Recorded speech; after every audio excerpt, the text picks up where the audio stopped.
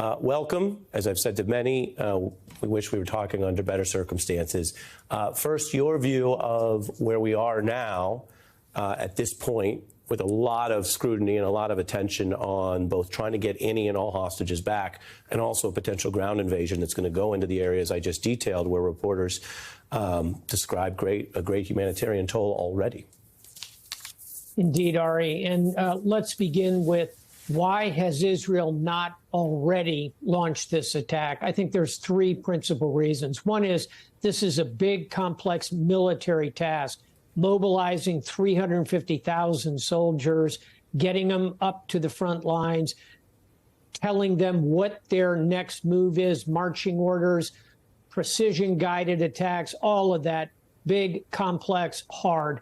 Point two, I think, is special operations are already operating inside Gaza, principally looking for those hostages. That's a good mission.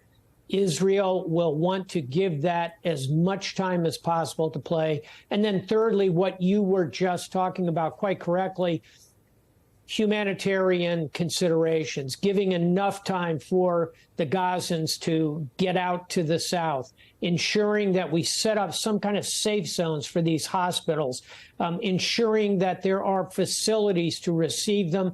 I think the Israelis, having worked with them for 4 years in charge of U.S.-Israeli military-to-military relationships when I was NATO commander, I know they care about avoiding collateral damage. They will do everything they can. For those three reasons, which I think are right reasons, there's still a pause on this. Let's hope it continues. Understood. And you're giving us real sort of tactical, specific reasons of why the timing works that way. And again, many hope that, again, even within the horror, that it can be done in, as they say, the best manner. But then you have the Hamas claims about all this, including them putting out a very new communique. This was late today. And so I want to tell viewers, you know, we started with the news on both sides of the conflict, including the real world realities, what I showed you in those hospitals and those missing Israeli civilians. Now what we turn to, and we do this, as you know, Admiral, with our standards in mind, is what Hamas claims. And I want to go to reporting we have from Richard Engel to play the video of what they are claiming about what they say they might want to do regarding releasing foreign hostages. I want to hand this over to newly recorded a report within the last hour from Richard Engel.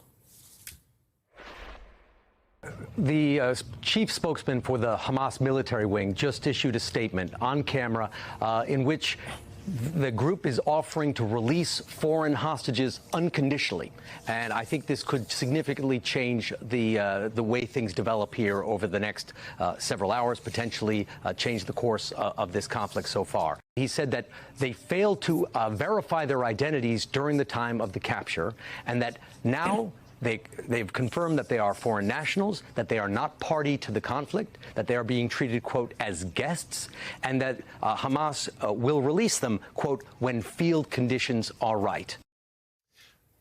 We turn to you as an expert on this. We're talking about a really militant, hateful, extreme terrorist group. One that used deception to carry out these attacks. There's still reporting coming out of Israel about the nature of perhaps coordinated deception in the north to try to distract. So at a baseline, nobody's taking everything as purely and 100% true and in good faith. Having said that, militarily and otherwise, how do you interpret what Engel reports there? A remarkable piece of reporting, and we should all commend our reporters who are forward under these dangerous circumstances, by the way. My reaction is that's a very good thing, and we ought to take that into consideration. A better thing would be for Hamas to say all civilians will be released, and that encompasses certainly the vast majority of those being held. Having said that, this ought to be explored. It's another reason it's good that Israel has hit pause on these operations. We ought to follow this string wherever we can. And I'll conclude with this, Ari, we have to be mindful that this is a deceptive organization that is prone to manipulate. Perhaps they are using this to try and drive a wedge between the United States, which would have some of these foreign hostages, and our allies and Israel. They will be mistaken if they think that this tactic will cause a wedge between us. Yeah, let me allow you to expound on that. And again, we're trying to be quite precise here. We both mentioned the potential deception and propaganda elements, for example, putting things out that may not have any relation to truth. Then second, you're talking about the international geopolitics of that. So expound on that if you would. If part of their calculation, and again, Engel reported the way they put it, that, oh, these other individuals are not a, quote, party to this conflict. You're saying, and explain this to us, that there may be a part of Hamas's calculus here that they think they could use this either as messaging or even acting on it to try to diminish foreign interest or commitment to seeing through the rest of this conflict? Very much so. And let's face it, Hamas is following the fact that not one, but two American carrier battle groups are now massing off the Mediterranean coast of Israel, and just reported 2,000 U.S. Marines are headed north through the Red Sea. Hamas is capable of following all that, and they recognize that that military force, part of the magnet that is drawing it, are American hostages. So they, I think, may try and soften their position in a way that would cause the United States, in their view, to kind of stand aside from Israel and say, well, if our hostages, American hostages, are freed, perhaps we have less, if you will, allow me a colloquialism, less of a dog in this fight. I think they're mistaken badly. There are bigger equities here. We are going to stay committed. But again, American hostages for an American president are the absolute top of the priority list. President Biden and his team will do everything they can to follow this thread in the hours and days to come. Understood. And that's really helpful. And that was, of course, late breaking here, and I expect we'll be hearing a lot more about it. I also put aside a couple topics that I wanted to get your view on. And as with so much else, it's complicated. And the development of events doesn't mean that we ascribe causality to all of them. Indeed, in investigations, that can be a quite long-running inquiry. But I did want to get your view on some of the international security situation. We have the FBI formally saying they're concerned that Mideast violence can be a contributing cause to growing both anti-Semitic and anti-Muslim threats in the United States and other areas. We have this terrible report of a 6-year-old Palestinian-American boy who was stabbed to death in Illinois. Now, authorities there, I mentioned causality, authorities on the ground have determined that as a hate crime. I believe there'll be a wider investigation in the days ahead as well, including a federal investigation, as is common in a case of that magnitude. Then there was breaking news tonight of this shooting in Brussels. It has left 2 Swedish nationals dead. Authorities say the shooter was, they believe, inspired by an Islamic sympathy, and that is being investigated as a terror attack.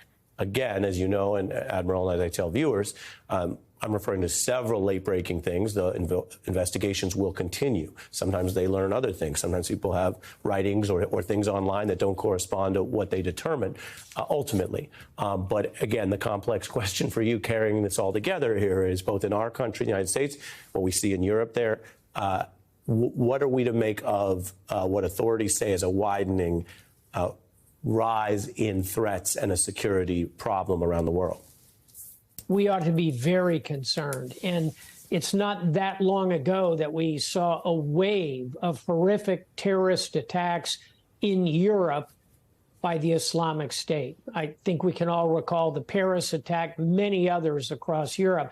And frankly, Hamas will be appealing to other terrorist groups, to the remnants of the Islamic State, to al-Qaeda, to Boko Haram, to al-Shabaab, other global terrorist organizations, and encouraging them to raise the flag of hate and attack.